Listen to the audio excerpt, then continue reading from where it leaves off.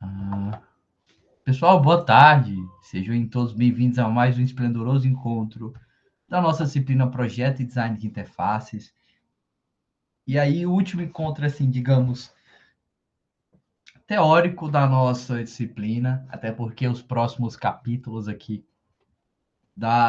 desse universo maravilhoso que eu sei que vocês gostam tanto, irão ser mais práticos, assim, digamos, a gente vai meio que trabalhar lá com o nosso querido Figma, vamos criar aí as nossas avaliações de usabilidade, que também são coisas que a gente faz na prática, enfim, certo? Então, aqui vou discutir sobre esse assunto que é tão importante quanto tudo que vocês viram até o momento, até esta aula aqui de número 21. Então, fazendo uma recapitulação, o que foi visto até o momento? Vocês viram vários conceitos teóricos relacionados à qualidade de uso das nossas interfaces. Exploramos aí o XVerso, que é o universo da experiência de usuário. Vimos várias coisas relacionadas a tudo isso, como questão da usabilidade, experiência do usuário, que é primordial, acessibilidade, comunicabilidade. Discutimos ao monte sobre as interfaces, sempre fazendo uma alusão, sempre fazendo referência ao universo das interfaces mobile, que é o que está em alta hoje em dia. Lembra aí da onda tecnológica que hoje em dia, no século XXI, no ano de 2021, é uma onda mais voltada para o desenvolvimento de aplicações ou para o desenvolvimento de sistemas com a sua visão mobile mais bem elaborado, até então priorizada, que faz aí alusão ao que nós estamos com Mobile First. Discutimos também sobre personas, fluxo de usuário, enfim, vimos tudo isso que é relevante. E fazendo uso de todos esses conceitos e tudo o que foi visto, vocês são capazes de criar interface de qualidade. Isso é nítido. Vocês aqui, neste momento, neste dia tal, já tem todo um aparato suficiente para isso. Entretanto, o que garante que uma interface tem qualidade? Se eu perguntasse para a Natália, se eu perguntasse aqui para a Natália, criei essa interface aqui, Natália. Eu te apresento a interface lá da Nerdlândia, que nós vamos criar juntos aqui nas nossas próximas aulas. Natália, criei essa interface. Ok. O que garante que essa minha interface tem qualidade? Porque na minha concepção, como projetista, como ex/Y designer, para mim está excelente. Eu tenho um carinho pelas minhas interfaces. Vocês aí que participaram do desafio, como nosso amigo Vinícius, deve ter olhado a interface dele, deve ter achado o máximo. Nossa, minha interface está linda, está maravilhosa. Para mim, na minha concepção, não tem nenhum problema. E esse é um fator aí que nos leva a um erro dramático, a um erro até então um pouco problemático, que é encarar nossas coisas com essa visão ultra otimista. Assim, eu diria, não estou criticando sua interface, certo, Vinícius? Estou só fazendo aqui esse exemplo, que é normal. Toda e qualquer coisa que você vier a fazer, você vai ter essa visão otimista. Isso é nítido, faz parte aí do nosso viés humano, assim digamos. Mas, a encarar as coisas dessa forma nos fará propensos a erros, a equívocos, enfim. Então, por isso que dentro aí do Xverso, dentro desse universo maravilhoso aí das interfaces, nós temos a avaliação de usabilidade. Também existe todo um conceito teórico, toda uma metodologia, toda uma técnica voltada aí à avaliação das suas interfaces para garantir que elas sim estão aptas a serem usadas pelos seus usuários, elas têm sim uma boa qualidade de uso e elas estão, digamos assim, no ponto máximo aí que você queria, que é o alcance aí do maior grau de usabilidade, do maior grau de qualidade de uso possível. Beleza? Então, sem mais delongas, já vamos aqui direto ao que realmente importa a respeito dessa discussão, que é a temática aqui de avaliação de usabilidade. E aí, vamos entender como, enfim, seremos capazes de avaliar as nossas interfaces. Já sabemos criá-las, já sabemos todos os conceitos teóricos por trás, por que esse botão tem que estar aqui, isso aqui seria útil para o usuário, enfim, já sabe tudo isso. Só que agora temos que avaliar se para o usuário, se na visão dele, a interface está ok, está maravilhosa, ou a interface aí apresenta alguns erros, beleza?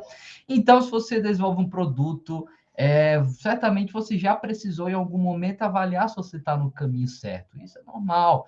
Quando a gente está lidando, por exemplo, com sistemas web, aplicativos ou outros, coisas aí que envolvem a programação, vamos partir desse conceito. Quando você está partindo de tudo isso, você está programando algo, um novo sistema, você faz algum teste para ver se todas as funcionalidades estão ok, se todos os campos aí de inserção de dados, de fato, estão se atendo a essa tarefa, se não há nenhum bug que passou despercebido por vocês.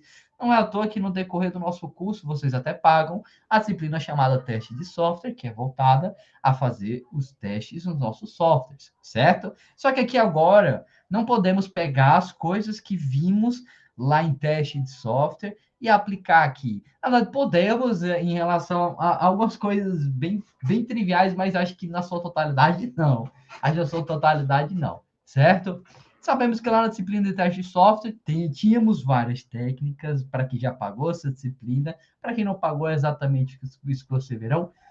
Várias técnicas voltadas ao teste aí do seu software, para garantir que tudo está correto, se não tem nenhum bug, se as informações estão de fato passando por todo o processo esperado, se a saída é almejada, enfim. Então, temos todas essas técnicas.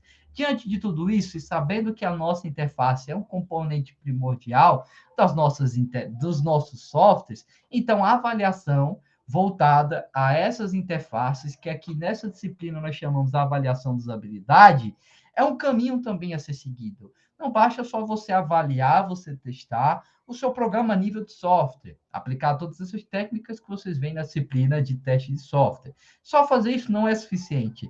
Também tem que ter testes que sejam capazes de evidenciar erros nas suas interfaces, ou algumas coisas que trouxeram uma experiência negativa, uma experiência ruim, ou uma certa dificuldade para os vossos usuários. Beleza? Então, através das nossas avaliações de usabilidade, que são voltadas às nossas interfaces, nós vamos avaliar tudo o que foi visto aqui ao longo da nossa disciplina. Se a nossa interface tem uma boa usabilidade, se ela tem uma boa comunicabilidade, se em relação à acessibilidade ela também está sendo bem aplicada. Enfim, tudo que a gente viu agora será aí testado. Beleza? E o que eu quero que vocês tenham em mente é o seguinte: a nossa avaliação de usabilidade, não, até deixei aqui a ênfase, não se trata apenas de você mostrar o protótipo e receber feedback.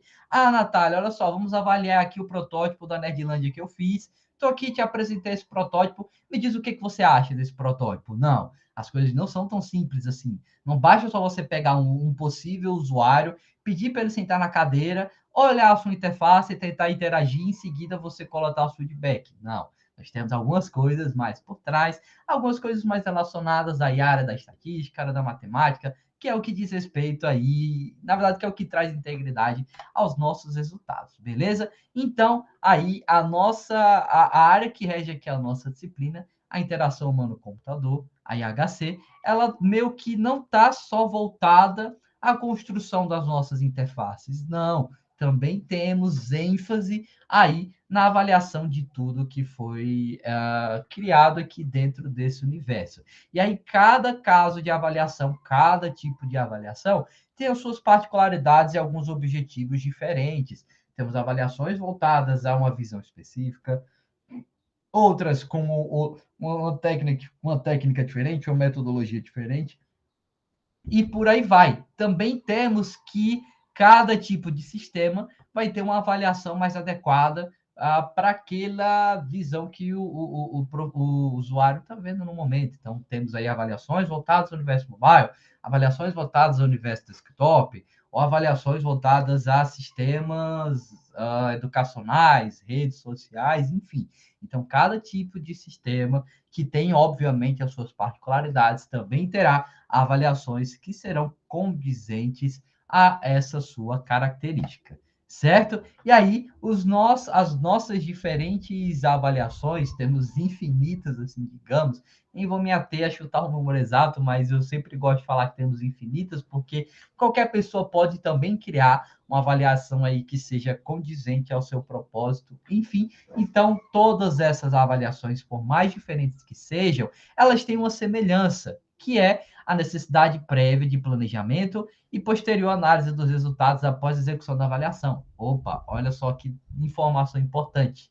Para você fazer uma avaliação, você tem que ter tido um planejamento prévio. Você não pode ir criar, por exemplo, no Google Forms, um formulário avaliativo, autor, Léo, e fazendo perguntas aí que surgirem na sua cabeça. Não, você também não pode fazer tudo isso, ter definido uma metodologia de avaliação e ignorar os resultados posteriores, não fazer nenhum tipo de análise. Não, você tem em todo e qualquer tipo de avaliação essas duas etapas aí a serem atendidas. Então, você tem que ter um planejamento prévio, tem que definir o que você vai fazer, como você vai avaliar e, posteriormente, tem que levar em consideração todos os resultados aí obtidos. E aí, diante disso, temos que uma avaliação de usabilidade, ela é meio que dividida em três fases principais.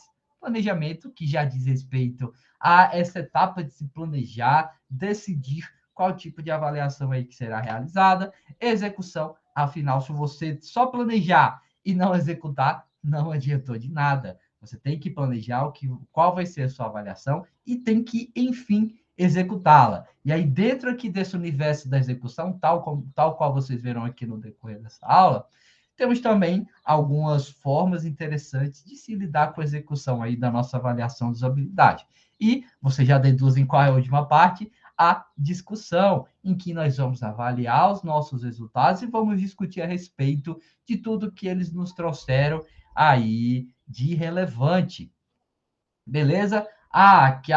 Os usuários, por exemplo, apontaram nesse tipo de avaliação que esse ponto específico aqui da interface está apresentando algum problema, ou está induzindo algum tipo de erro, ou algum certo equívoco, enfim. Então, você já vai discutir, vai levar em consideração todos esses resultados e vai fazer uma análise minuciosa por trás, certo? Vou até mostrar isso para vocês depois, nós vamos criar o nosso protótipo juntos, e vamos aí avaliá-los. Eu vou mostrar para vocês algumas ferramentas bem interessantes de avaliação dos resultados aí que elas nos proporcionam.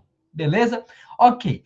Analisando essas três fases de uma forma mais minuciosa, assim, digamos, olhem só o gráfico aqui, o gráfico não, o fluxograma que nós teríamos. Nossa fase de planejamento, fase de execução e fase de discussão. Só que cada uma dessas fases tem as suas próprias etapas. Nós não fazemos um planejamento em uma etapa só. Também não fazemos a execução em uma etapa só. E a discussão é óbvio que também não ficaria em uma etapa só, certo? O que nos leva aí ao início da nossa avaliação de usabilidade, de todo esse processo, é uma oportunidade. Olha só, aqui na nossa disciplina, no trabalho aí que vocês verão, vocês terão a oportunidade de avaliar as vossas interfaces, os protótipos aí que vocês chegarão e irão criar. Então, essa aqui é uma oportunidade, surgiu uma oportunidade de avaliação, massa, nos dá início a todo esse fluxograma aqui. E aí, o que que todo esse nosso fluxograma, o que todo esse passo a passo, assim, digamos, engloba? Olha só aqui na etapa de planejamento, na fase de planejamento, perdão. Nós temos 4 etapas. Perguntas, metodologia, métricas e tarefas. Então, em cada uma dessas 4 etapas, iremos ter uma visão, um objetivo diferente a ser alcançado. Perguntas, vocês já deduzem que faremos o levantamento das perguntas a serem realizadas na nossa avaliação. Metodologia, escolha da metodologia a ser utilizada. Métricas, quais são as métricas aí que nós queremos alcançar. E as tarefas, o que o usuário precisa fazer dentro da nossa interface. É até bem interessante essa discussão da tarefa, tal qual vocês verão mais à frente, porque olha só, se eu der o mesmo protótipo para o Vinícius e para a Natália interagirem com eles, se não forem definidas nenhuma tarefa, eles farão qualquer coisa que julgarem interessante, eles irão interagir de qualquer modo com a minha interface. Isso não é tão interessante para você chegar em resultados aptos a serem discutidos com esse viés mais científico. Você tem que guiar o usuário, fazer com que ele realize uma determinada tarefa. A Natália e Vinícius, a partir dessa interface, a partir desse protótipo da nossa Nerdland, eu quero que vocês finalizem uma compra. Coloquem um produto no carrinho e finalizem as etapas posteriores. Pronto, é uma tarefa. É algo que os dois farão, certo? A Natália vai fazer essa tarefa, o Vinícius também, e aí eu vou avaliar como tudo isso ocorreu. A gente vai discutir sobre tudo isso aqui mais à frente, mas é bem interessante que vocês já tenham tudo isso em mente. Beleza? Então, olha só, partindo aqui para a nossa próxima fase, a fase de execução, depois de eu ter planejado tudo isso aqui, minhas perguntas, metodologias, métricas e tarefas, vou agora executar a minha avaliação de usabilidade. E aí eu vou definir participantes, vou fazer um teste piloto, vou fazer uma revisão de tudo isso aqui, vou avaliar, vou realizar a minha avaliação. E olha só, essas etapas aqui são bem nítidas, beleza? Já dizem respeito a tudo o que significa. Só que olhem só, aqui de avaliação, eu já posso ir, na verdade, eu já vou para a próxima etapa, etapa aqui de discussão e refinamento. Se eu notei que aqui no meu refinamento alguma coisa está faltando, ou eu esqueci de algo que foi que necessitaria ter sido considerado na minha avaliação, então retorna aqui para essa etapa. Por isso que nós temos esse caminho aqui, certo? Esse ponto de refinamento que leva a duas possíveis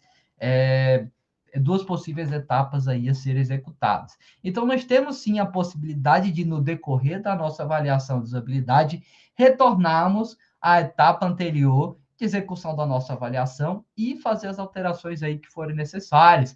Talvez acrescentar alguma pergunta que ficou faltando, ou fazer a mudança de alguma métrica, ou definir alguns outros participantes, enfim, certo? Temos a possibilidade de fazer essa alteração, é algo normal. Então, se vocês, por acaso, se depararem com isso, fiquem tranquilos que vocês podem muito bem voltar aí para as etapas anteriores, certo? Voltando aqui para o refinamento, que faz parte da nossa fase de discussão, aqui do refinamento, temos aí a análise dos nossos resultados e o relatório e a apresentação de tudo isso aí que foi realizada, certo? Então, finalizamos o nosso processo de avaliação de usabilidade com esse relatório, essa apresentação dos resultados, seja aqui na faculdade, ou seja até mesmo na vida real, e alguma empresa que vocês vierem a trabalhar, vocês terão que apresentar esses resultados. Não basta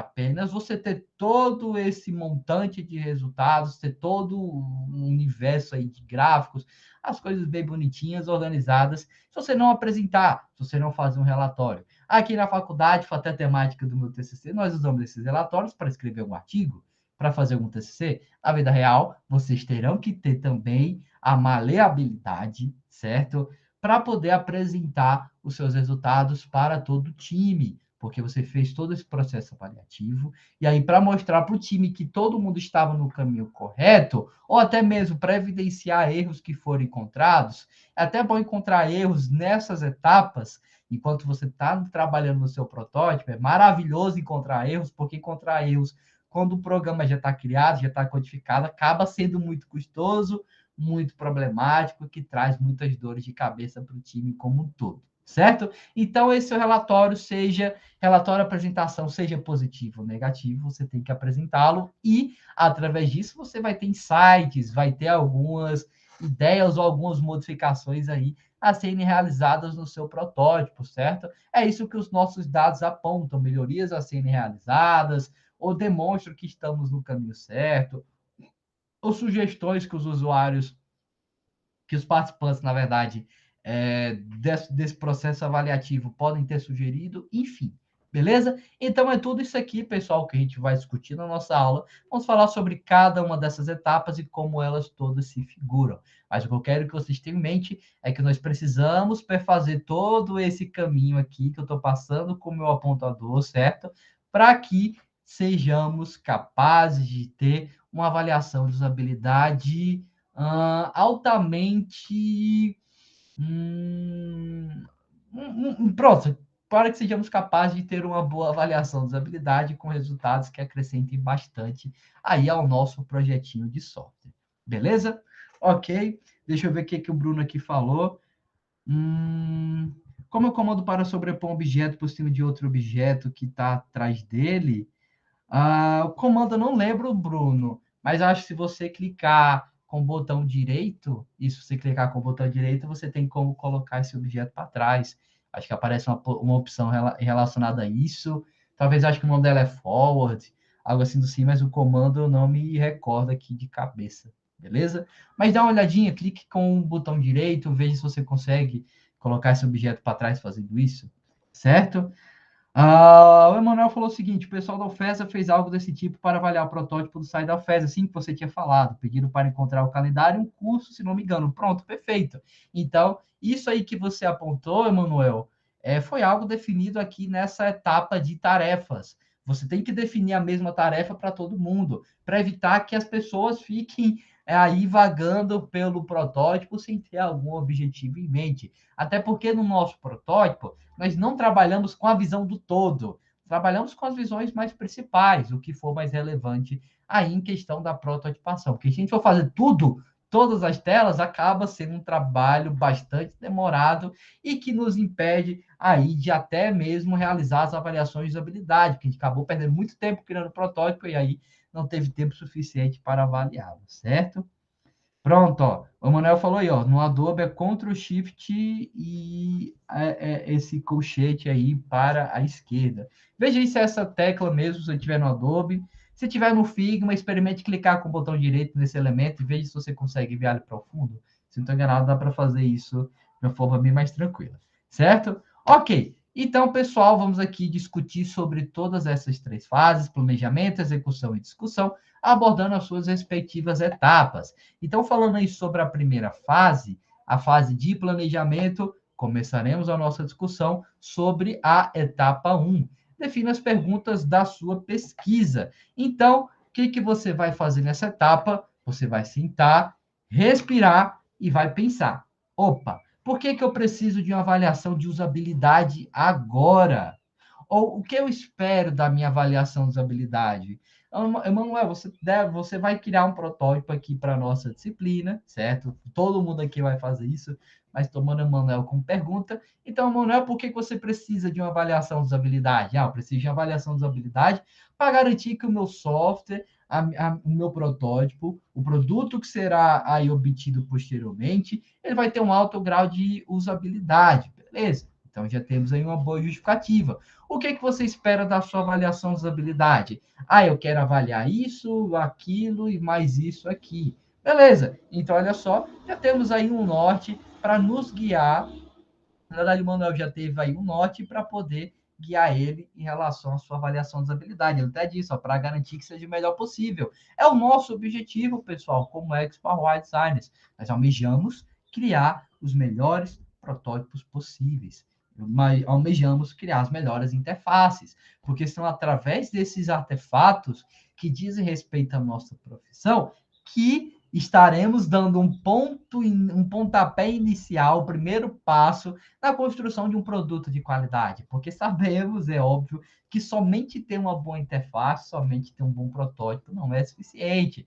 Também tem aspectos correlatos à programação e todo o time aí de desenvolvimento tem que fazer sua parte. Então, nós, projetistas de software, nós, UX/UI designers, projetamos tudo isso e damos um norte aí para o pessoal, para os devs codificarem. Então, aí vai partir deles também atuarem, colocar em prática tudo que viram acerca aí da programação, acerca desse universo da engenharia de software e serem capazes aí de obter um produto com a alta qualidade possível, com a maior a taxa de qualidade possível aí esperada pelo nosso produto, certo? Então, começando com essas duas perguntinhas, se questionando tudo isso, então você já consegue ter o norte. O próprio Emmanuel disse que para garantir o melhor possível, para garantir que seja o melhor possível, é o que todos nós almejamos. São os nossos objetivos, certo? Então, já se fazendo essas perguntas, você já consegue ter um norte bem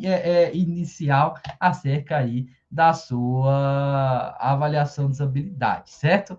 E aí, planejar, estamos ainda na primeira etapa. Planejar vai gastar um pouco do tempo que você possui para realizar suas tarefas. Sabemos aí que na vida real as coisas elas estão dentro de um cronograma bem apertado. Às vezes você tem um tempo bem curto para poder fazer todo um protótipo, até porque olha só, acho que vocês já devem deduzir que isso ocorre, o protótipo precisa ser feito bem antes da programação.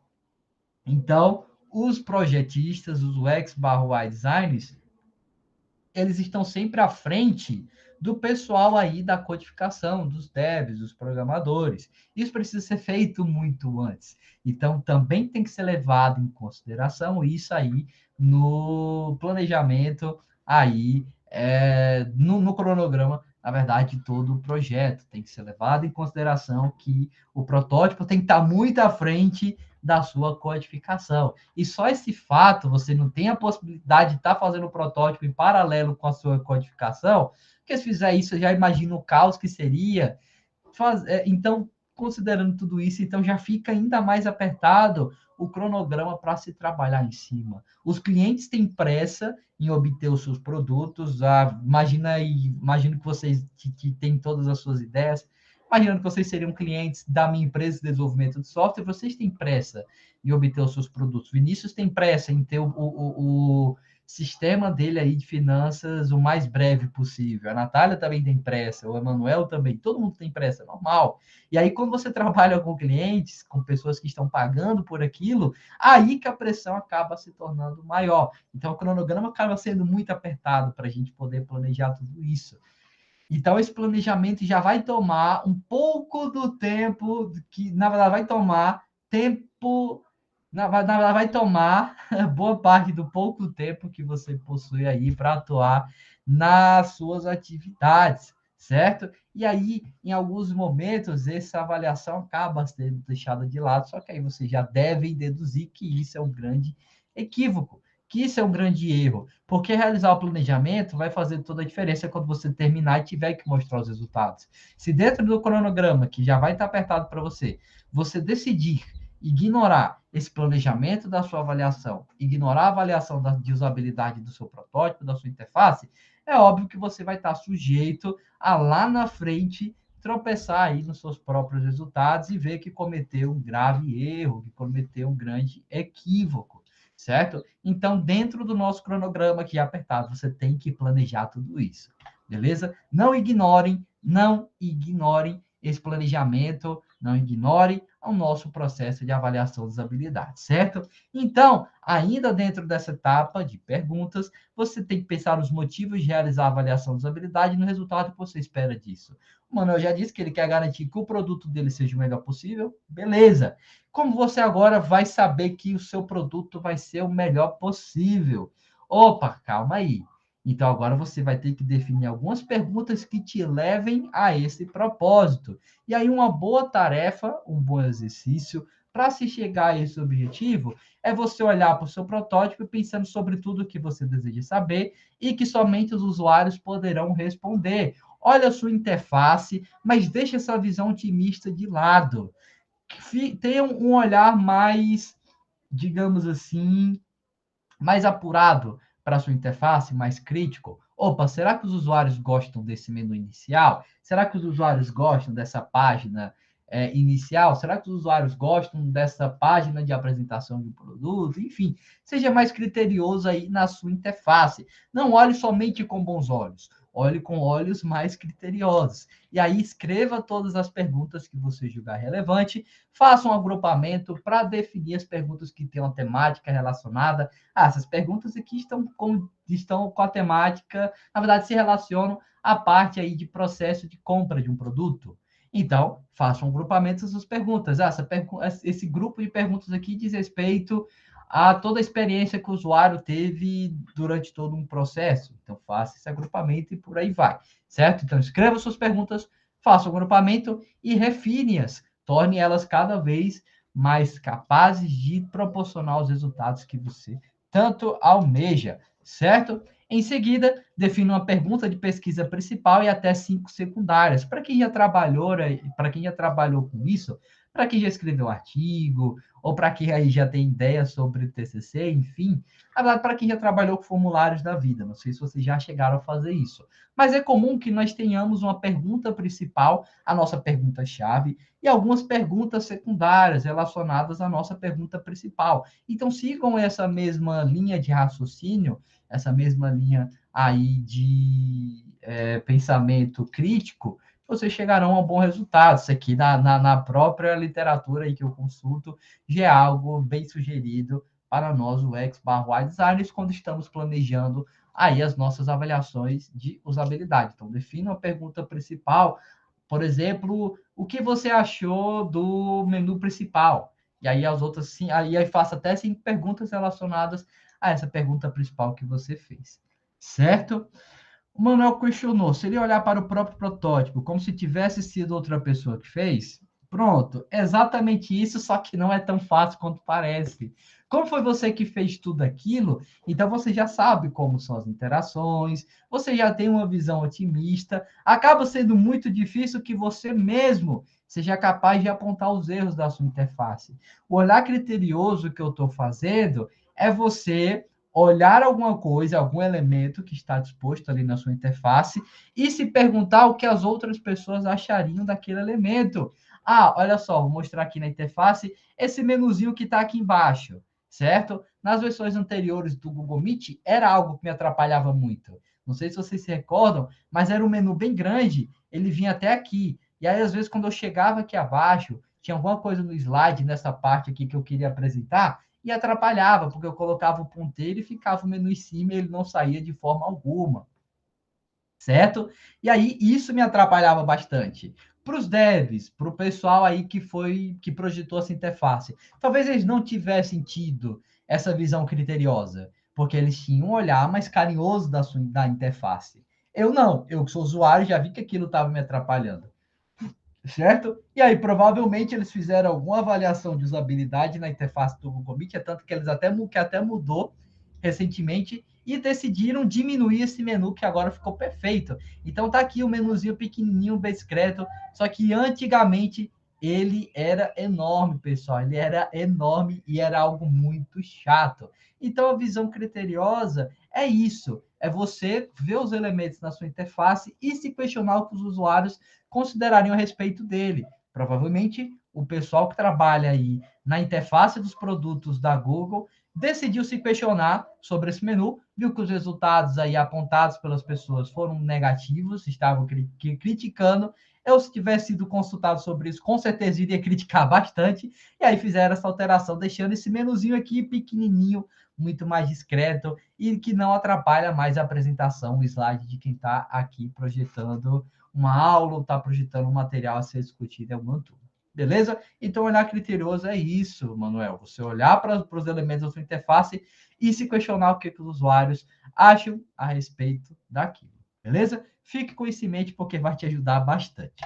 Certo? Ok. Outra coisa, você também tem que pensar em riscos ocultos. O que poderia dar errado no meu protótipo? Ou o que eu preciso que aconteça na interação para que o meu protótipo dê certo? É sempre importante vocês também tentarem pensar a respeito de problemas que a sua interface pode ter, certo? Algum processo interativo, sei lá, algum formulário, pronto.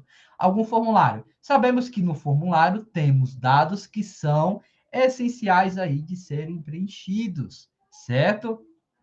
E aí você pode se questionar sobre isso na sua interface. Se para o usuário ficou nítido que ele precisa preencher todos aqueles dados, principalmente o dado aí que for mais criterioso, sei lá, por exemplo, o CPF para identificar algum determinado usuário, ou e-mail, ou a senha, se está nítido para o usuário naquele momento que ele precisa obrigatoriamente inserir aquelas informações, porque se ele não inserir aquelas informações, com certeza vai ter algum erro muito grave aí no processo interativo, quando o software estiver finalmente pronto, certo? Porque se você não aponta na interface que aquele é um dado essencial, vai abrir a possibilidade dos devs interpretarem que aqueles dados são opcionais e aí não colocam a obrigatoriedade daquele dado ser preenchido e aí prossegue com as etapas anteriores, aí o usuário está cadastrado no sistema, você precisa desse dado principal, desse dado crucial, e aí? E agora? O que você vai fazer para obter esse dado do usuário? Vai ter que enviar o e-mail para ele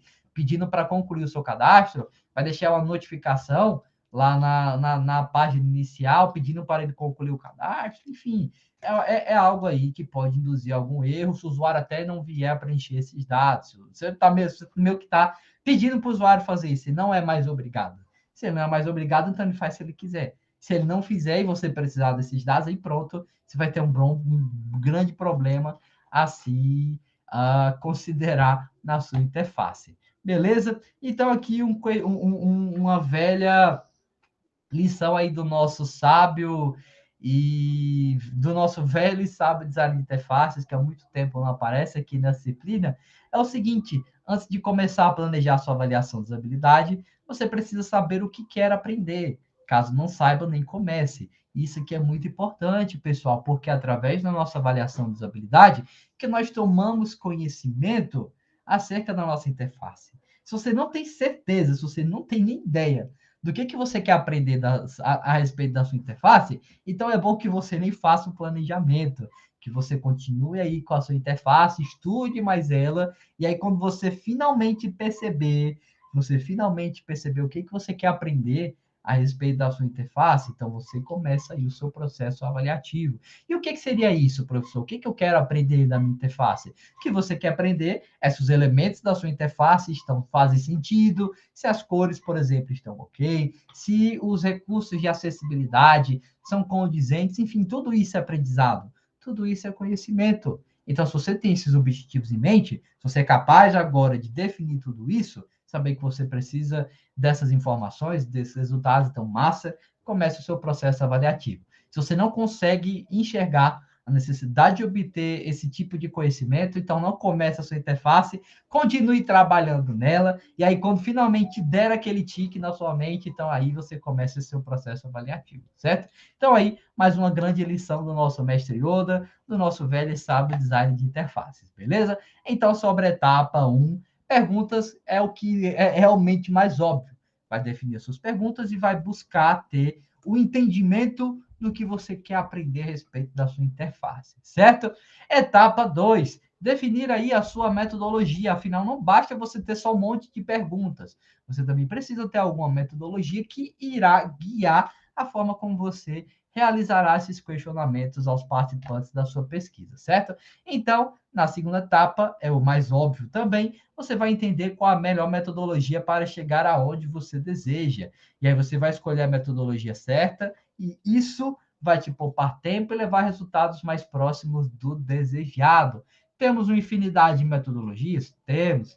Temos uma infinidade de técnicas diferentes? Temos. Você vai buscar aquela que for mais relacionada aí ao seu objetivo, ao seu propósito de pesquisa e que pode ser aplicado naquele momento, certo? E aí é óbvio que dentro de tudo isso você vai ter que definir o formato e a configuração da sua avaliação e também tem que decidir quantas pessoas participarão aí desse seu processo avaliativo, certo? E aí, em relação a essa metodologia, nós temos alguns pontos interessantes e passíveis de serem discutidos aqui nesse momento, relacionados à configuração que nós faremos aí da metodologia, da nossa pesquisa, enfim, certo? Então, você pode fazer o seguinte questionamento. Beleza, eu vou trabalhar com pessoas usuárias internas ou potenciais? Olha só, pessoas usuárias internas. O que esse termo tão estranho significa? Nada mais é do que você levar em consideração, na sua avaliação de usabilidade, as pessoas da própria empresa, ou até mesmo os participantes aí, os integrantes do projeto como um todo. Você, óbvio que não vai chamar outros designers para participar da pesquisa, mas você pode chamar analistas de requisitos, gerente de projetos, devs, enfim. Você pode decidir sobre isso. Talvez para economizar custos ou fazer esses testes de usabilidade com o próprio pessoal do time. Beleza. Só que aí você sabe que trabalhar com o próprio pessoal do time pode trazer resultados bons, mas não trará resultados excelentes. Por quê? O fato dessas pessoas já fazerem parte do time meio que induz que elas já tenham um pouco de conhecimento sobre o projeto, mesmo que elas não venham de fato atuar na sua interface.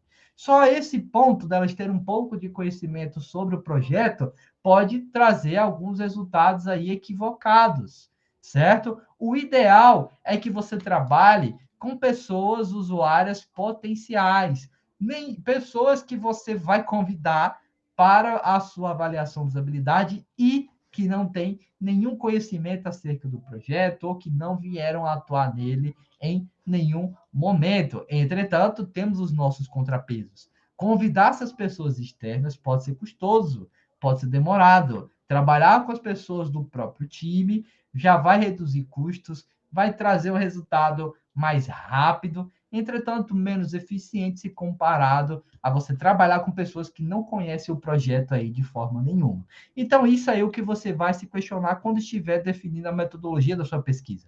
É algo que entra aí nas considerações a respeito da definição da sua avaliação das habilidades, certo? Você tem que levar em consideração também tudo isso. Próximo questionamento aí que você pode se fazer. Ok, eu vou realizar essa minha pesquisa, essa minha avaliação das habilidades em um laboratório ou em campo. Laboratório seriam ambientes fechados e controlados sem nenhuma interferência externa. Não necessariamente seria o nosso laboratório de informática lá da UFESA. Não.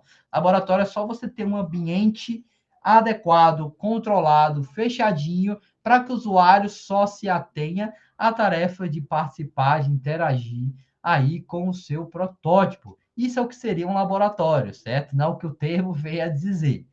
Avaliações em laboratório são muito mais convenientes, porque você já tem um ambiente controlado, um ambiente fechado, sem nenhuma interrupção para o usuário.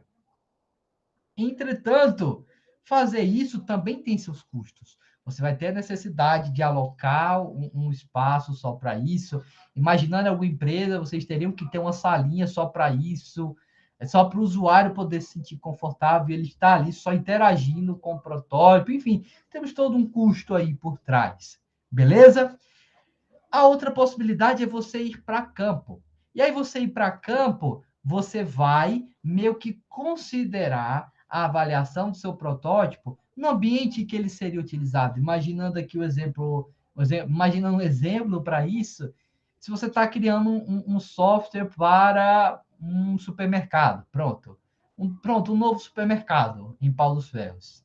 Pronto, o último que veio, o Super Q. Imaginando que antes do Super Q ser inaugurado, quando estava ainda sendo construído todo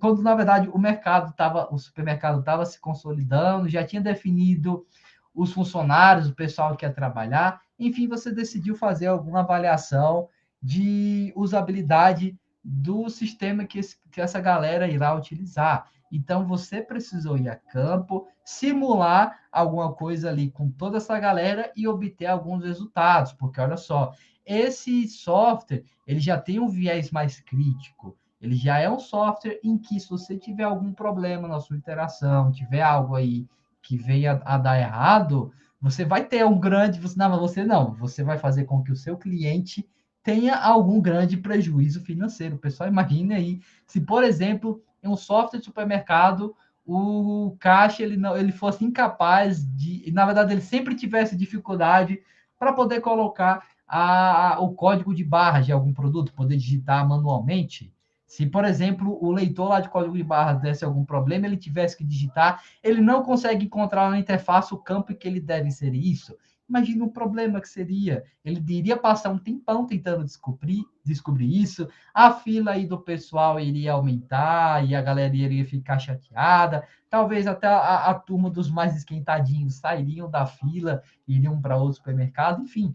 Então, isso aí já demonstra uma série de problemas e que podem demonstrar uma certa fragilidade aí na interação do nosso software, beleza? Então, isso aqui também é algo a ser considerado, laboratório ou campo. Se o seu software não é tão crítico, trabalhar com laboratório é ideal, só que lembre-se que você tem que ter um ambiente adequado para isso, isso pode ter algum certo tipo de custo. Se o seu software é mais crítico, então experimente a campo, avaliar como ele seria utilizado, beleza? E obter todas essas informações, porque serão bastante úteis aí no amadurecimento da sua proposta de interface, certo? Terceiro questionamento aí que vocês podem fazer. Ok, a minha avaliação ela vai ser moderada ou ela vai ser uma avaliação não moderada? Uma avaliação moderada, como o próprio termo já deixa evidente, é a avaliação que seria moderada por você. O seu XBarY Designer vai moderar o percorrer da avaliação que será realizada aí com o usuário. Estou fazendo uma avaliação com o Emanuel, então, à medida que o Emanuel vai interagindo com o meu protótipo, vai respondendo os questionamentos, eu vou conversando com ele. Isso é interessante porque está abrindo uma oportunidade de conversa com o meu usuário, com o meu participante, e vai me trazer um melhor conhecimento na verdade, vai me proporcionar melhores resultados aí a serem discutidos, certo? Avaliações não moderadas, elas vão ser mais baratas e rápidas, porque olha só, se eu estou fazendo isso, se eu estou moderando a avaliação do Emanuel e estou conversando com ele, é óbvio que eu vou demorar mais tempo, é óbvio que vai ser mais custoso. Se eu quero algo mais rápido, algo mais barato, beleza, então eu não vou fazer uma avaliação moderada, vou fazer uma avaliação não moderada, certo? Só que independentemente dessas duas abordagens que você vier a escolher, permita que os usuários falem mais do que você, certo? Aí eu sei que o Vinícius gosta muito de falar, então, Vinícius, se algum dia você for fazer a avaliação de usabilidade, não fale pelos cotovelos, por favor. Deixe que o usuário fale mais que você. Porque quando nós estamos falando mais do que o usuário, nós acabamos dando dicas aí sobre o nosso protótipo. Ah, o usuário enganchou em algum questionamento, em alguma tarefa, e aí imaginando o que o Vinícius faria, o Vinícius já diria para ele, ó, você tem que fazer isso, isso, aquilo. Ela acabou falando para o usuário o que ele tem que fazer. Então, isso já vai deixar evidente um certo equívoco aí, um desequilíbrio nos resultados dele, porque o usuário foi induzido a fazer algo. Ele não chegou à conclusão por conta própria, porque o Vinícius, que eu sei que gosta de falar pelos cotovelos, acabou falando mais do que o usuário e já deu toda a dica, já deu todo o direcionamento aí do que ele precisava fazer. Então, isso aí seria o grave problema, certo? E o que eu quero que vocês tenham em mente é o seguinte: é o usuário quem tem as respostas que você precisa. Então, você não precisa falar mais do que ele. Você tem que deixá-lo falar. Deixa o usuário falar. Porque quanto mais o usuário falar sobre o software, não falar sobre a sua vida, sobre o que bebeu ontem, o que acabou de comer, sobre a sua raiva da universidade, enfim, não. Falar sobre o protótipo. Se o usuário está falando sobre outras coisas, então corte aí e mantenha o foco da pesquisa, certo? Quarto questionamento que vocês podem fazer, e hoje em dia é óbvio que nós vamos trabalhar com o segundo tipo, essa sua avaliação ela é presencial ou remota. Avaliações presenciais, em geral, são mais recomendadas, porque você está ali presencialmente, está perto do seu participante da pesquisa. Se ele tiver algum tipo de dúvida, beleza, você já vai retirar. Se ele precisar de alguma ajuda, você ajuda ele, enfim. Só que a campo pode também ter um alto custo de tempo e dinheiro. Imagina só, vocês estão trabalhando em empresa. Contratei todo mundo aqui da turma. Natália, Manuel, Vinícius, o Bruno. Tá todo mundo aí trabalhando na minha empresa. Então, todos vocês são um time de design. Vocês planejaram aí a avaliação e eu pedi que vocês fizessem ela de forma presencial. Olhem só o que vocês vão precisar fazer. Vocês vão ter que parar as suas atividades para agora aplicar a avaliação com o usuário. Se o cronograma estiver apertado, pessoal, isso vai ser um problema. Vai ser um problema, porque vocês tiveram que parar suas atividades para aplicar a avaliação com os usuários. Então, isso demandou um alto custo de tempo. Também demandou um alto custo de dinheiro, porque também precisou ser alocado um espaço, também precisou ser comprado na verdade, também os participantes também necessitaram ser agradados, afinal, eles não vão só participar da pesquisa e você não vai dar o conforto necessário para eles, às vezes a gente oferece água, café, alguma comida, enfim. Então, isso é óbvio que vai envolver custo de tempo e custo de dinheiro, certo? Hoje em dia, como estamos ainda em pandemia, que graças a Deus já está acabando, então, nesses tempos de isolamento social, certamente a sua avaliação vai ser remota. A avaliação que vocês farão aqui nessa disciplina vai ser remota, porque é uma avaliação rápida, menos custosa e mais tranquila de ser realizada, certo? E aí, se vai ser realizada de forma remota, então, se você for moderar a sua avaliação, você tem que ter certeza que o usuário esteja confortável e tenha conhecimento da ferramenta de comunicação aí que seria utilizada, certo? Então, se vocês forem aqui, não, vocês vão fazer sim, mano, vou fazer sim.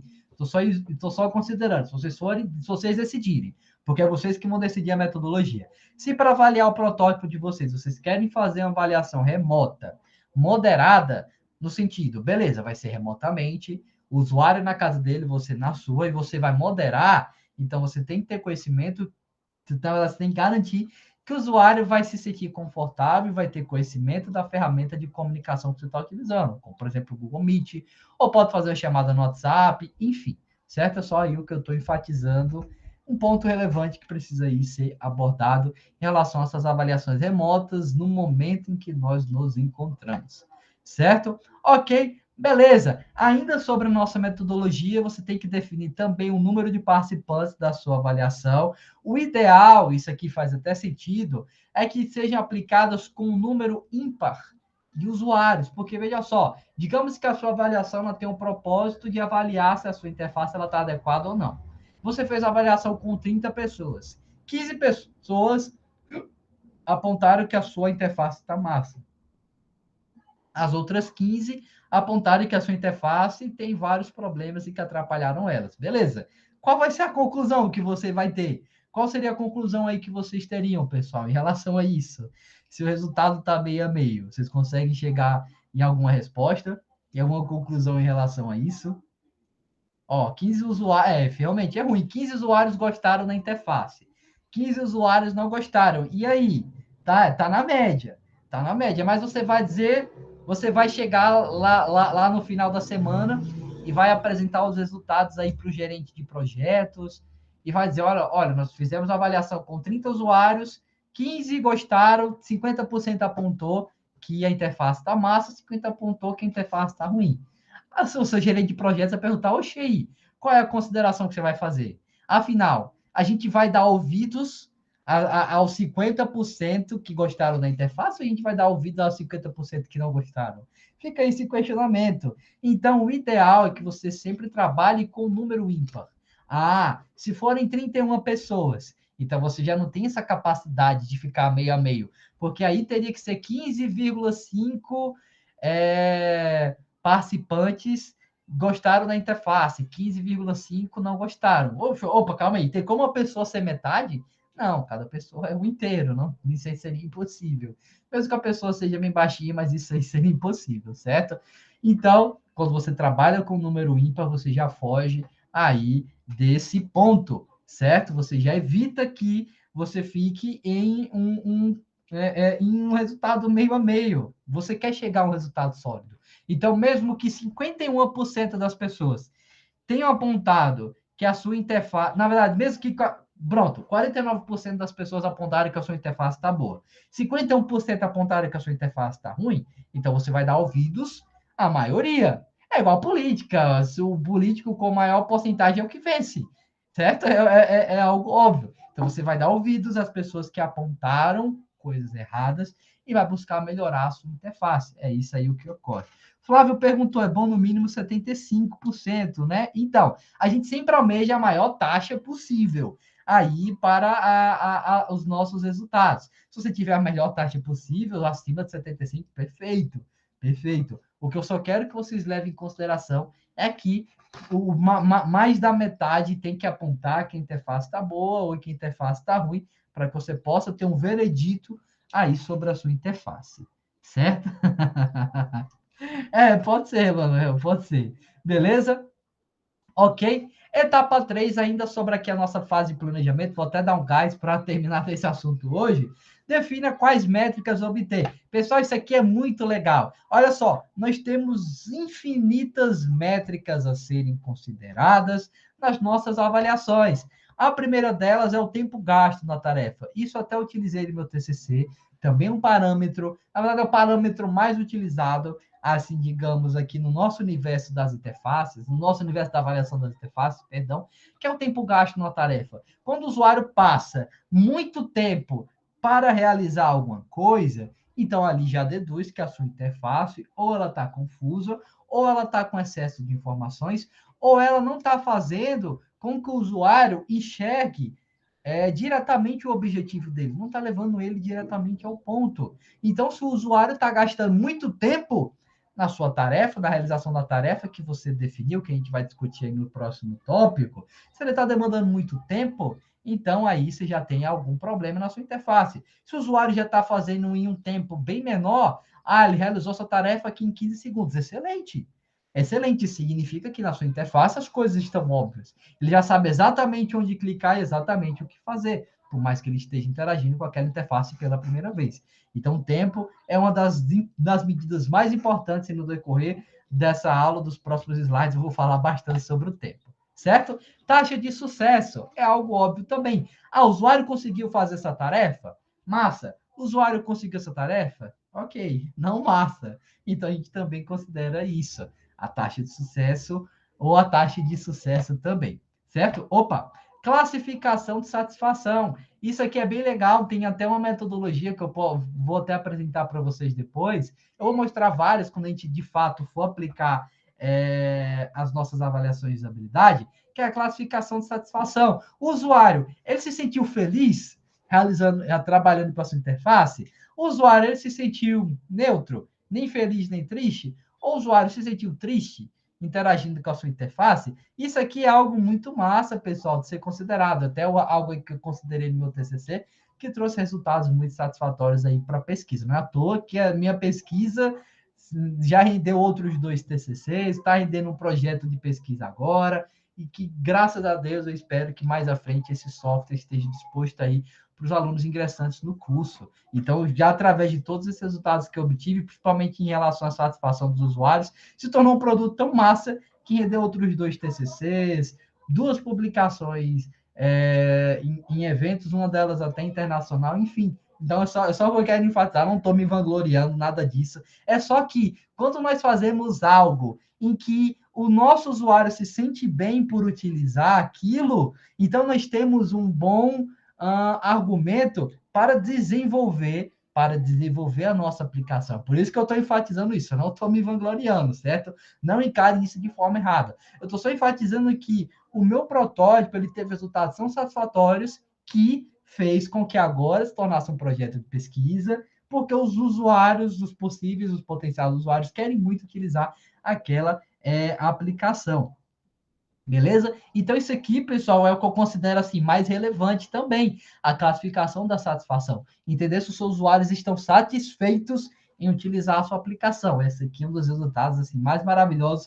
E também temos uma metodologia para poder obter esse tipo de resultado, certo? Uma fonte de TCC, sou nada, gente, sou nada. Erros cometidos também são coisas aí a serem consideradas. E, em relação à questão da experiência de usuário, vou até mostrar para vocês algumas ferramentas, quando a gente for mais para essa parte prática, que nos mostram esses erros cometidos, onde os nossos usuários estão clicando que não deduzem o objetivo daquela tarefa, por exemplo. Isso aqui é algo muito importante que nos traz dados relevantes e que são capazes de proporcionar melhorias aí nas nossas interfaces. Então, esses aqui, na verdade, são alguns exemplos de métricas, vocês têm outra infinidade que vocês podem utilizar. São métricas, coisas que você vai utilizar na metragem, assim, digamos, dos seus resultados, beleza? Para garantir aí que os seus resultados são bons, são satisfatórios, enfim, certo? Questionários com essas métricas, eles podem ser aplicados após cada tarefa. Opa, Vinícius, faça isso. Depois que o Vinícius fez isso, eu avaliei. Vinícius, você se sentiu feliz, neutro ou triste realizando essa tarefa? Então, eu posso aplicar essa métrica após uma tarefa. Também posso aplicar no final de toda uma sessão. Então, o usuário fez toda um montante de tarefas. No final, eu considerei tudo isso. Vi todo o tempo que ele levou, questionei se ele se sentiu bem, vi a sua taxa de sucesso, seus erros cometidos. Ou também posso fazer isso em ambos os momentos. Eu, particularmente, prefiro em ambos os momentos, porque você acaba tendo resultados mais sólidos. Se você for questionar no final de cada sessão, pode abrir margem ao fato do usuário chegar no final da sua avaliação e não lembrar também de como foram as tarefas anteriores, isso meio que trouxe equívocos nos seus resultados. Porque, olha só, isso é muito comum, pessoal. Quando os usuários estão participando das nossas pesquisas, em especial se forem conhecidos nossos, eles geralmente vão se sentir um pouco não confortáveis, eu diria, um pouco não confortáveis em apontar problemas na nossa interface. Isso é algo aí que também traria resultados inesperados para a nossa pesquisa. Então, sempre é bom fazer esse questionamento após cada tarefa e no final da sessão. Sempre estar perguntando para o usuário e também sempre pedir que eles sejam o mais transparentes possíveis. Certo? Sobre o tempo, não colocar muitas opções seria uma forma de diminuir o tempo? Sim, seria, Manuel. É até o que a gente vem discutindo, olha só. O cigarro, você tem muitas opções, você tem muitas coisas aí a se fazer lá no cigarro. E aí, se você tem muita coisa a se fazer, sua interface vai estar poluída, o usuário vai levar mais tempo para interagir com tudo aquilo, enfim. Então, aí, ter muitas opções para o usuário, a mesma interface, não seria interessante. Vai trazer aí grandes problemas na sua interface, certo? Ok? Beleza. Quarta e última etapa aqui da nossa fase de planejamento, vou dar um gás aqui para terminar, é elaborar as tarefas a serem executadas. E aí, em relação às nossas tarefas, vocês já apontaram bem, foi o Emanuel que participou da pesquisa, que falou sobre as tarefas. Então, as tarefas, como o próprio nome deixa evidente, é definir o que o usuário vai fazer na nossa pesquisa. O que danados, o que diabos o usuário vai fazer com esse protótipo aqui que está na frente dele. É isso que nós temos nessa etapa. Então, nós vamos ter um roteiro para guiar o usuário na correta execução aí da nossa avaliação de usabilidade. E aí, para isso, você tem alguns elementos a serem considerados na elaboração desse roteiro, que é o nome do software, pergunta de pesquisa, logística, perfis de usuário, tarefas, métricas, questionários, descrição do sistema, finalidade, enfim. Então, tudo isso aqui entra dentro aí do roteiro da nossa avaliação, certo? E aí, dentro de todo esse roteiro que você apresentaria aí para o seu usuário, vai estar lá, está até marcado aqui, está até mais destacado aqui, que é as nossas tarefas. Então, você pode dar todo um roteirozinho para o usuário, mostrando o nome do software, a hora, o perfil dele, enfim, mostrando tudo isso aqui. Só que tem que ter a ênfase nas tarefas, para que o usuário seja capaz de ver o que ele precisa fazer. Essas tarefas, pessoal, vocês já podem colocar no próprio questionário. Foi o que eu fiz no meu TCC, é o que muita gente faz. No próprio questionário, você já dá a tarefa para o usuário fazer, após ele fazer, ele retorna para o questionário. Então, tudo isso aí estaria englobado dentro desse roteiro de avaliação. Certo? Então, as nossas tarefas são o principal elemento aí do nosso roteiro de avaliação. Elas têm que ser equilibradas, ou seja, não podem mostrar aos usuários o melhor caminho a seguir. Então, não pensem só no melhor caminho, não digam para o usuário, ó, do menu inicial você clica aqui, vai aqui e vai aqui. Não. Você dá uma tarefa para o usuário. Olha só, pensando aí no nosso protótipo, nossa lojinha de artigos nerds, a Nerdlândia, uma das tarefas aí da nossa avaliação seria: realiza a compra de um produto. Pronto, é uma tarefa. Não estou induzindo o usuário a seguir por nenhuma página. Estou dizendo que o meu usuário tem que realizar a compra de um determinado produto. Pronto, como o usuário vai fazer isso, fica a critério dele. Ele vai lá interagir com o protótipo e aí vai caber a toda interação que eu fiz definir, nortear, na verdade, o usuário durante a realização dessa tarefa. Certo? Ok. Então, as nossas tarefas têm que ser descritivas o suficiente para que os usuários não se percam na tarefa sendo realizada. E elas também não podem ser muito descritivas a ponto aí de já falar tudo que o usuário precisa fazer. Olha só, se nessa tarefa de realizar a compra de um item eu dissesse o seguinte: abra pronto, da página inicial, escolha um produto, clique nele, na próxima página, clique em comprar, na página que se abrir do carrinho, clique em finalizar a compra. Me diga o que você achou desse processo. Não, isso está errado. Isso está errado, porque eu estou dizendo para o usuário tudo que ele precisa fazer. Ele nem vai pensar a respeito da tarefa, da interface. Ele já vai saber tudo que ele tem que fazer ali. Isso seria ruim. É melhor você deixar a coisa mais genérica. Por favor, realize a compra de um produto. Massa, como o usuário vai fazer isso, vai caber a ele decidir como. Certo? Nossas tarefas têm que ser elaboradas com ênfase em um cenário de uso específico que venha apontar determinadas funcionalidades aí do nosso software, certo? Nossas tarefas também têm que ser distintas entre si. Não posso ter duas tarefas que têm o mesmo objetivo. Realize a compra deixa eu ver aqui, realiza a compra de uma camiseta, a tarefa 1. Realiza a compra de de um livro, de um gibi. Então, não faria tanto sentido. No final, estou querendo que o usuário realize a mesma, uma compra de um produto. Não faria sentido ter essas duas tarefas, certo? Então, você pode ter várias tarefas, só que o mais importante é que elas sejam distintas entre si. E aí, quanto mais tarefas você tiver, maior vai ser o tempo de avaliação e menor atenção que o usuário vai despender na tarefa. Pessoal, isso aqui é muito importante. Vocês têm que ser bem diretos, têm que ir diretamente ao ponto. Por quê? Quanto mais tarefas a sua avaliação tiver, mais tempo ela vai levar, quanto mais tempo o usuário despender naquela avaliação, mais cansativo vai ser para ele, menos atenção ele vai despender e vai chegar um momento que ele vai estar assim, certo, certo. E aí, e aí pode deduzir, pode chegar ao ponto dele só colocar respostas positivas, porque ele já quer acabar logo tudo aquilo, porque ele está cansado, está com preguiça de pensar, enfim. Então, tomem cuidado. Se vocês fizeram uma avaliação muito longa, com muitas tarefas, os resultados eles podem estar envoltos em equívocos, porque os usuários se sentiram cansados e não deram as respostas almejadas, certo? É o mesmo ponto. Se eu ficar aqui falando por 2 horas, vai chegar aí no final da aula que vocês vão estar cansados, vão estar só assim, ok, professor. Vão estar só aí da outra tela, ok, ok, ok. Que eu acho que já é o que está acontecendo, que eu já estou me prolongando aqui um pouquinho demais, certo? Beleza? Você pode ter tarefas aí de 2 tipos, exploratórias ou específicas. Exploratórias são tarefas abertas, que trazem um objetivo amplo, e específicas trazem um objetivo aí específico, um único caminho exato a ser percorrido, certo? Você pode ter esse tipo, mas isso aqui você já meio que define quando você está trabalhando a respeito aí das suas tarefas. São só tipos, coisas aí que eu acho interessante discutir.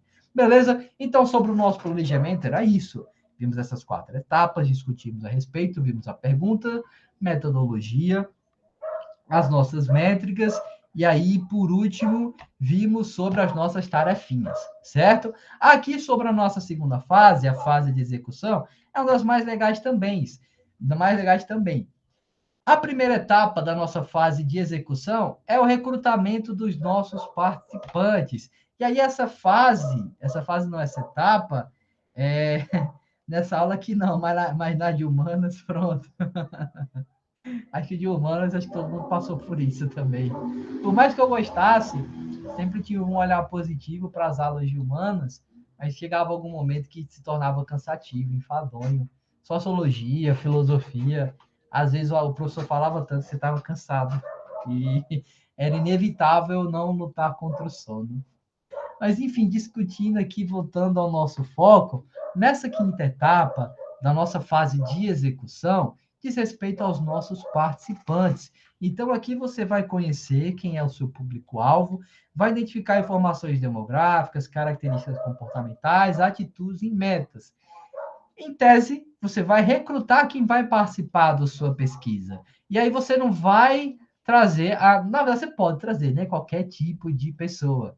Mas é mais interessante que você traga perfis de pessoas que utilizariam o seu software. Se é um software acadêmico, se é um novo cigarro, qual seria o tipo mais adequado de pessoa para se utilizar o cigarro? Donas de casa, as nossas mães, nossos pais, nossos tios? Não. Alunos, professores, servidores de alguma universidade, enfim, certo? É... Tô vendo aí vocês falando o nome da disciplina, eu não vou falar aqui para não me manchar, certo? Beleza? Então, aqui nessa quinta etapa de recrutar os seus participantes, é exatamente isso. Você selecionar quem são as pessoas que vão participar aí da sua pesquisa. E aí, quando você definir os seus participantes, o seu grupo de participantes, você tem que pensar melhor se tem que pensar se é melhor ter pessoas com objetivos completamente diferentes ou pessoas com os mesmos objetivos. É exatamente o que eu estou dizendo. Você vai definir se vai trazer para sua pesquisa pessoas do mesmo grupo, alunos, professores, servidores federais, ou se vai chamar qualquer tipo de pessoa que poderia vir a utilizar o seu software. Vai caber a você e vai caber também a temática aí do seu software, do seu protótipo, porque você vai ter já em tese o seu próprio público-alvo. A gente até falou sobre isso aí na nossa aula de personas, quando a gente discutiu sobre essa temática, falou sobre público-alvo, então eu tenho uma grande relação com tudo isso. Certo? Aqui é só que eu estou enfatizando, você pode ser interessante criar grupos de usuários, professores, monitores, servidores, alunos, enfim, certo? O que é importante é que esse grupo tenha os mesmos objetivos e tenham tarefas relacionadas a esse grupo. Por exemplo, se a gente for fazer a avaliação do CIGAR, então teríamos uma avaliação para os professores, teríamos a avaliação para os alunos. As tarefas seriam diferentes, porque o que um professor pode fazer é diferente do que o aluno pode fazer. Eu posso cadastrar as notas de vocês, vocês não podem ir lá no Cigar e colocar um 10 aí na unidade que vocês querem. Vocês não têm essa possibilidade. Isso é um poder meu, é algo que eu posso fazer. Mas se vocês querem, vocês não podem. Eu sei que todo mundo queria, mas vocês não podem. Então, esse seria um exemplo de tarefa para o professor. Cadastre as notas da turma. Então, está lá a tarefa. Para o aluno seria visualize as suas notas. E o aluno ia lá e visualizaria as notas dele. Beleza? Ok. Outra coisa importante, pessoal, é em relação que os usuários têm que ter ciência dos objetivos da pesquisa e como os dados deles seriam utilizados. E aí, para isso, vocês terão que ter um termo de compromisso, termo de confidencialidade, enfim, é necessário ter tudo isso. Eu vou até subir lá no Cigar esse arquivo para vocês darem uma olhadinha depois do que seria esse termo de confiabilidade, confidencialidade, na verdade, esse termo de compromisso. É um papel que o usuário, o participante da sua pesquisa assina e você dá um entendimento, um esclarecimento para ele de como seus dados serão utilizados. Geralmente, esses dados são utilizados de forma anônima, mas se não forem utilizados de forma anônima, você tem que deixar evidente lá no termo.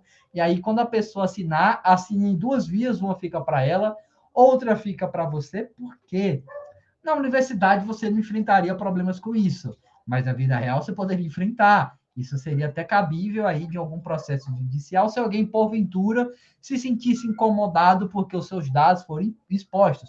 Mas se a pessoa assinou um termo de compromisso, ela nem sequer deu a tarefa de ler, beleza, a empresa aí está resguardada judicialmente. Então, essa aí é uma medida sagaz, algo que vocês não podem esquecer de forma alguma.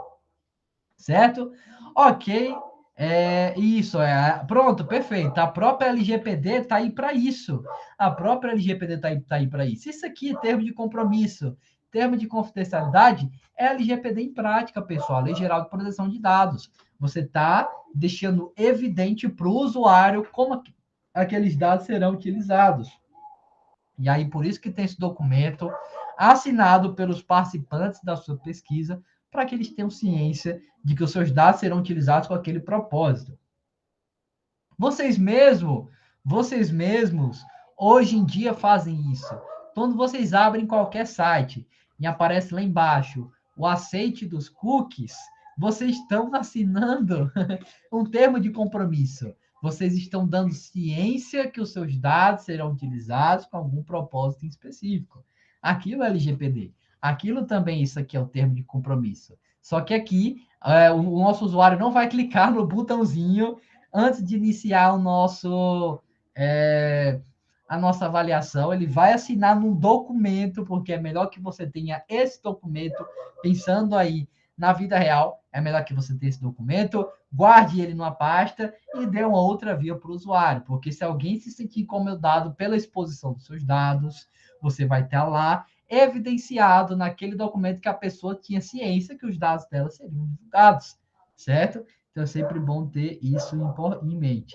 Pronto, na questão dos cookies, realmente não tem opção, ou aceita ou não usa. De fato, algo bem chato, algo bem chato. Mas aqui vocês dão essa possibilidade. Se o usuário não quer participar, beleza, ele não assina o documento, não participa aí da pesquisa, porque você precisa daqueles dados. Então, se ele não assinar o documento, beleza, você não coleta os dados dessa pessoa.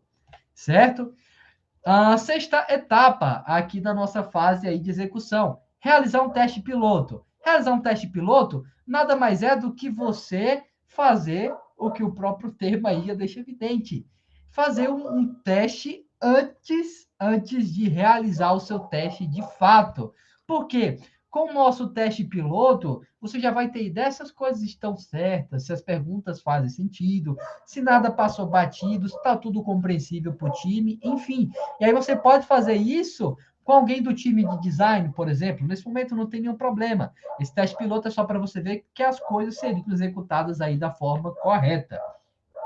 Certo? E aí você vai fazer esse teste como se fosse uma avaliação real. É até bom porque quando você faz esse teste piloto, você já vai ter uma ideia do tempo aí que seria necessário para a realização total de todo esse teste. E aí, se algum usuário questionar, quanto tempo vou ter que gastar para poder realizar esse teste? Você diz, você vai ter que gastar 15 minutos, vai ter que gastar 10 minutos, enfim. E aí você só vai ter a capacidade de ter uma dimensão desse tempo quando você tiver feito aí um teste piloto. Então, esse teste piloto nada mais do que isso. E aí você tem alguns pontos aí a serem considerados no seu teste piloto, que seriam o seguinte: o que deu certo, o que não deu certo, o que faltou, o que foi em excesso, algo que não foi avaliado, e enfim. Então você vai levar isso aqui tudo em consideração, além do tempo, que é o mais importante, e vai ter a dimensão aí se o seu teste está adequado ou se o seu teste está aí inadequado. Beleza? Sétima etapa, revise o planejamento. Estamos aí na execução ainda, na fase de execução. Então, vamos revisar tudo que nós fizemos aqui até o momento. Então, nessa etapa de revisão, você tem que estar preparado, na verdade, você tem que ter certeza de que tudo aí o que foi planejado está adequado. E aí você vai verificar suas tarefas, suas métricas, vai verificar o ambiente, se você quer fazer um laboratório no campo, se vai precisar de equipamentos adicionais, certo? Se vai precisar gravar, isso aqui também é bem importante. Algumas empresas gravam esses testes com os usuários. Pessoal, tem até algumas coisas legais, é porque isso é bem utópico. É mais para algum projeto muito crítico, que eles avaliam, eles têm algumas tem algumas máquinas que avaliam o olhar do usuário. Se o usuário ele está direcionando um foco para algum elemento específico na interface, essa própria máquina aí já faz a leitura e já aponta aí esse tipo de resultado. Isso eu acho bem interessante, só que é algo bem futurista, é algo que nós talvez nunca utilizaremos, porque em projetos bem críticos, mas é algo aí que existe também no mercado. O participante está participando aí da avaliação, e aí a todo instante está sendo avaliada também a forma como ele enxerga aquela interface, quais elementos saltam aos olhos dele, para qual elemento ali naquela interface a atenção dele está sendo prendida. Isso é algo bem interessante, só que, claro, muito custoso e algo que a gente não tem capacidade nenhuma de fazer na nossa instituição. Não temos ainda uma máquina que seja capaz disso. Se houver, se houver a possibilidade de solicitar uma máquina desse tipo, talvez eu solicite para utilizar lá no nosso campus, os alunos verem enquanto isso é muito massa. Para quem tiver curiosidade, pesquisem depois. Eu acho que o nome da pesquisa avaliação por movimento de retina, alguma coisa assim do tipo. É bem interessante, se vocês forem dar uma olhada depois, vocês verão algo assim do tipo. Bem legal, certo? Então, aqui na etapa de revisão, é só revisar a respeito de tudo isso. Beleza? Oitava etapa, finalmente vamos realizar as nossas avaliações. Discutimos sobre tudo isso? Ok. Está na hora de realizar as nossas avaliações, né? Fato, já revisamos tudo, tá tudo ok? Massa, vamos realizar as nossas avaliações. E é o que nós teríamos aqui? Então, vamos executar as nossas sessões de avaliação de acordo com a metodologia escolhida e o seu devido planejamento, certo? Vamos de fato aí realizar a nossa avaliação. E aí, se houver algum tipo de alteração a ser feita, a gente pode fazer isso. Aí a gente pode perceber isso e fazer essas alterações mais à frente. Nessa etapa, mais uma vez, enfatizando aí essa dica para o Vinícius, sempre deixe o participante falar mais do que você, por favor, rapaz. Não tome a frente do seu usuário. É o seu usuário que tem as respostas. Se é o seu usuário que tem as respostas, então, por favor, Vinícius, deixe que o seu usuário fale muito mais do que você. Então, quando você for fazer aí a avaliação lá do seu sistema de finanças, que você, por favor, deixe o seu usuário falar mais do que você. Isso é importante. Beleza? Você pode, em alguns momentos, intervir, mas não dê nenhuma resposta para o seu usuário, não dê nenhuma dica. Não faça com que esses resultados eles se tornem equivocados.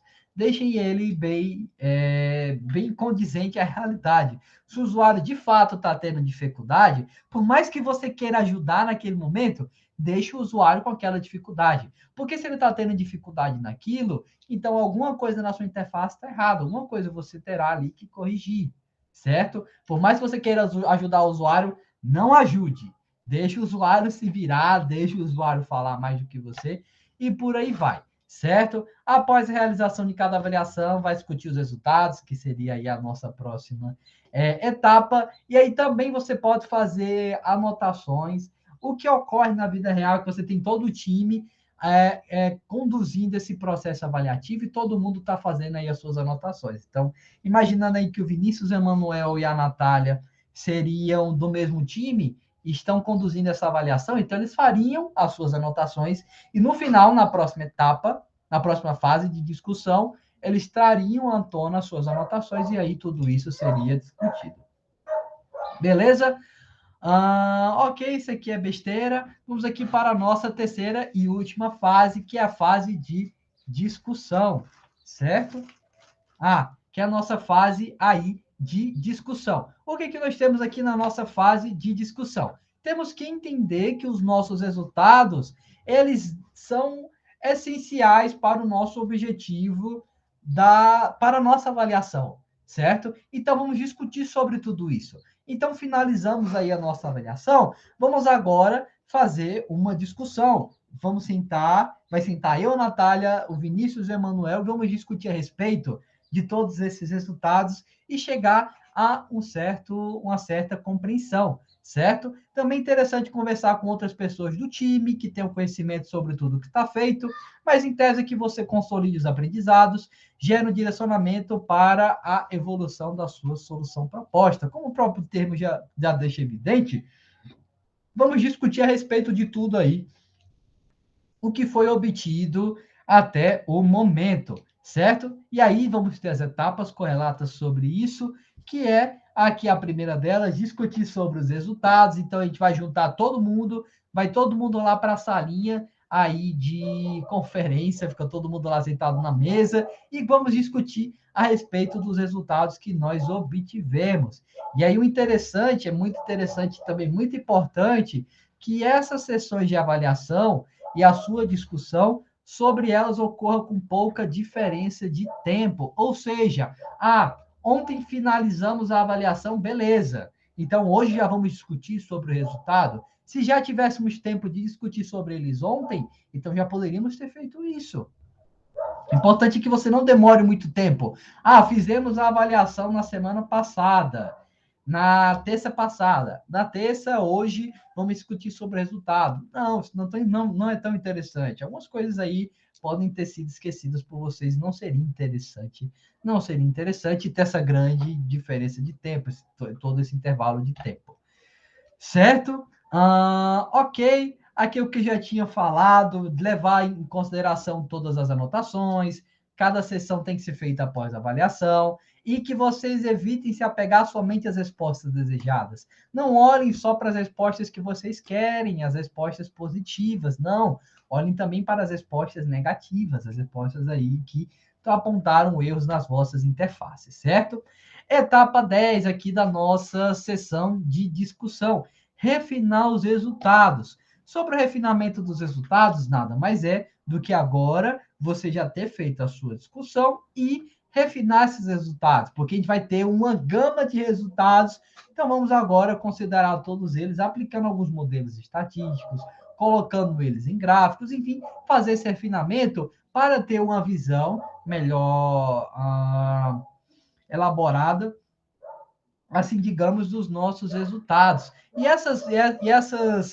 Esse refinamento vai nos proporcionar novas observações e outros participantes também podem trazer observações aí que sejam novas e acrescentem aqui nos nossos resultados.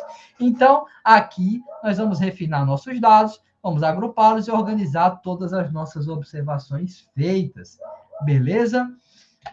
O que mais? Se os nossos dados eles forem insuficientes, lembram lá que naquele gráfico, naquele fluxograma, nessa etapa de refinamento, nós poderíamos voltar à fase aí de avaliação. Então, se nesse refinamento, nessa categorização aí dos nossos dados, em todo esse estudo que estamos fazendo, for percebido que os dados são insuficientes, nossa, eu acho que seria interessante também realizar uma avaliação considerando essa tarefa, uma funcionalidade passou batida, beleza, retorna para a avaliação, considera tudo isso e aí prossegue com as etapas posteriores, certo? O importante é que você não chegue à próxima etapa, que é a etapa aí de análise, com resultados insuficientes. Não, você precisa ter resultados suficientes para que na última, quando você for fazer o relatório e a apresentação, você tenha tudo ou a maior parte do que você quer apresentar aí para o seu supervisor, para o time, para o gerente de projetos,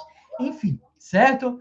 Próxima etapa, analisar as descobertas. Então, nessa análise, nós vamos analisar os nossos resultados obtidos.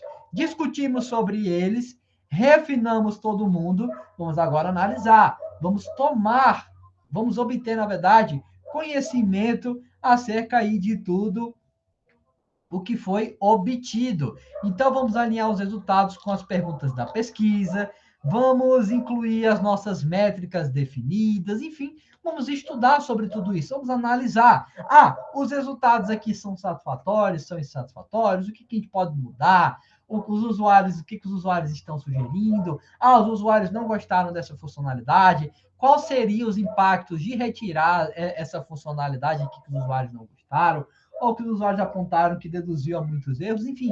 Então, vamos analisar aí todos os nossos resultados. E aí, nessa reflexão, tem alguns pontos a serem considerados, que são os seguintes. Onde a nossa interação falhou?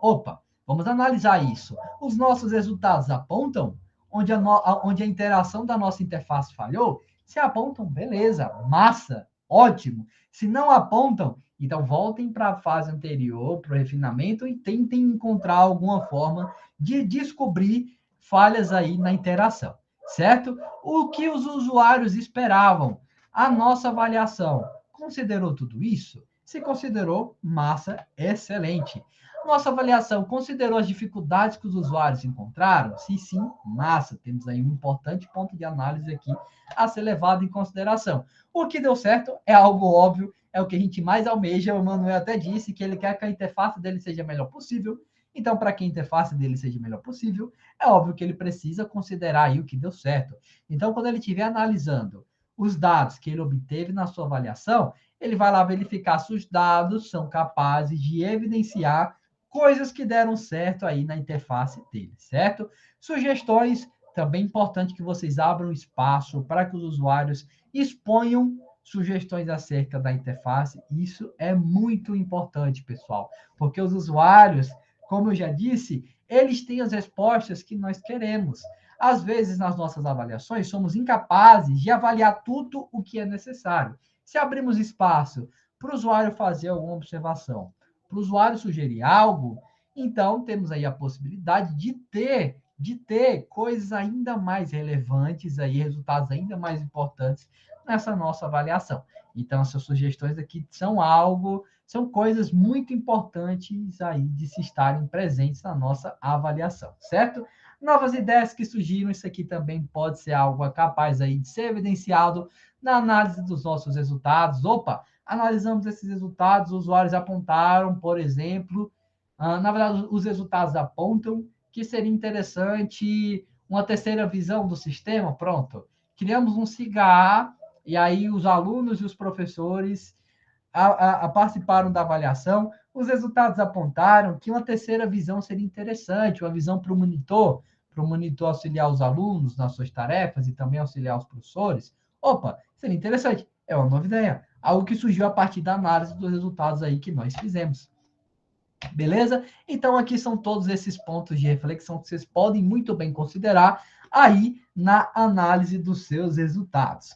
Por fim, pessoal, aqui para finalmente finalizar essa aula que está sendo muito teórica, consolide os seus resultados, que, como eu disse, nada mais é do que você fazer um relatório, fazer uma apresentação de tudo aí o que você obteve com todas as etapas aí anteriores. Então, a consolidação desses resultados nada mais é do que a escrita de um relatório a respeito da avaliação. Essa escrita de relatório é algo que ocorre muito aí dentro do cenário de desenvolvimento de software. Não são vocês que farão esses relatórios, geralmente é o analista de sistemas, é o gerente de projetos, mas caso vocês venham a ter a oportunidade de fazer a escrita desse relatório, saiba-se que desse relatório você vai pontuar aprendizados, próximos passos, vai fazer um relatório de tudo que foi feito, vai apontar os resultados, enfim, certo? E aí é importante que, se você chegou nessa etapa de relatório sem ter feito o mínimo de planejamento e execução, seu relatório,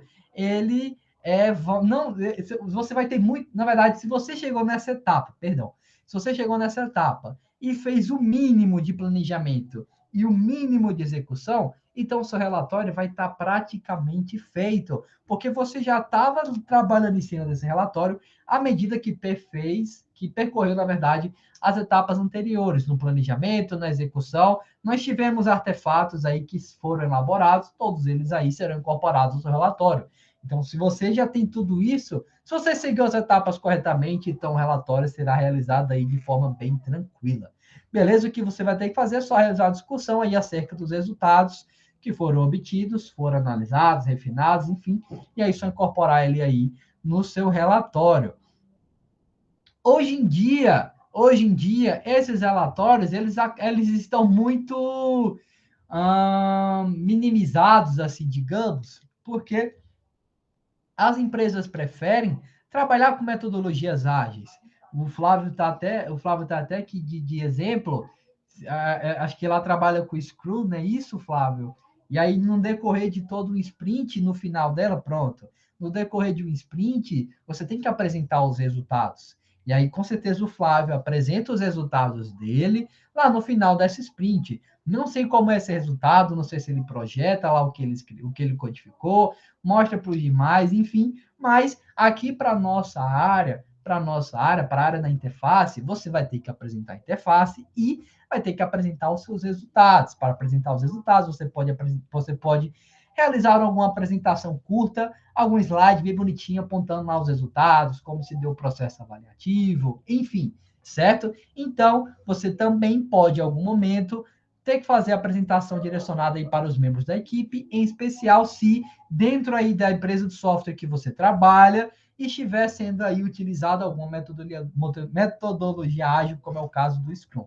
Nas metodologias mais tradicionais, a gente já trabalha mais com essa escrita de relatórios, deixa todo esse aparato documental lá guardadinho e as 7 chaves, porque em algum momento ele será necessário no decorrer de todo o projeto. Mas hoje em dia, com as metodologias ágeis, você apresenta os seus resultados, ao contrário de fazer um relatório, beleza? Então já deixo isso aqui evidente, algo aí que vocês podem, em algum momento, na vida futura de vocês, precisar vir a fazer. Beleza? Aqui, para poder finalizar essa nossa aula, mais uma frase aí de peso, mais uma dura lição no nosso velho e sábio design de interfaces, que é o seguinte: o interessante de se fazer avaliações de usabilidade é desbravar o mundo desconhecido e descobrir coisas novas sobre um produto digital e seus usuários. Gente, isso aqui, nossa, é algo muito legal.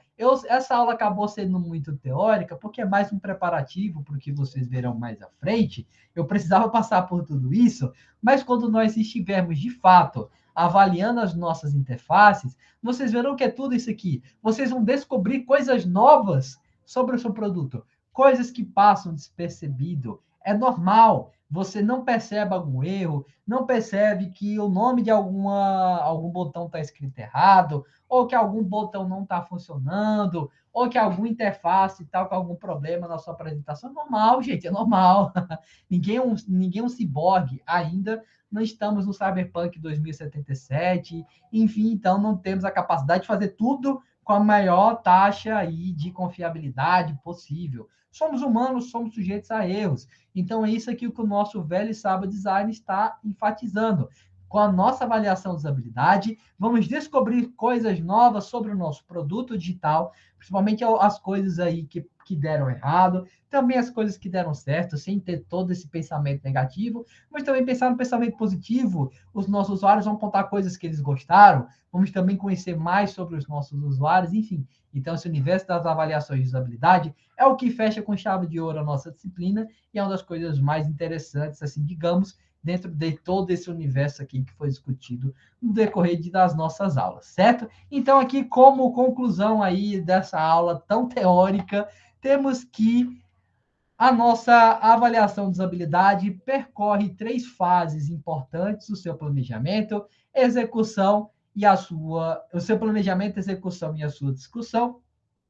Cada uma dessas fases tem as suas próprias etapas, que eu me ative aqui a tarefa de discutir a respeito com vocês. E, para finalizar, quero que vocês saiam aqui dessa aula com o seguinte pensamento em mente: não existem usuários burros, e sim produtos burros. Se na sua avaliação os usuários somente apontaram erros, não significa que os seus usuários são burros, mas sim que o seu produto, desculpe o termo, mas sim que o seu produto é burro. Alguma coisa ali está errada, alguma coisa não está tão evidente. Então não é culpa do usuário.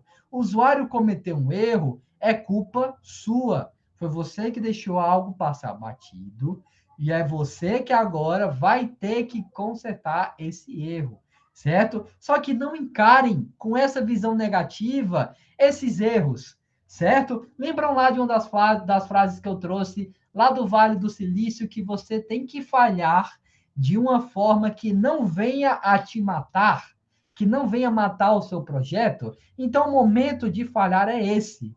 Então, o momento de falhar é com o seu protótipo. O momento dos usuários apontarem erros é esse, certo? Quando você está trabalhando com seus protótipos. É muito bom, é muito importante, é muito interessante que os usuários apontem muitos erros no seu protótipo do que eles apontarem tudo isso no seu produto final, porque corrigir esses erros no produto final vai ser uma dor de cabeça tremenda. Aí o próprio Flávio, que já trabalha na vida real com programação, sabe que corrigir erros dos usuários, corrigir bugs, é algo que com certeza dá muita dor de cabeça, porque você corrige um, surgem milhares.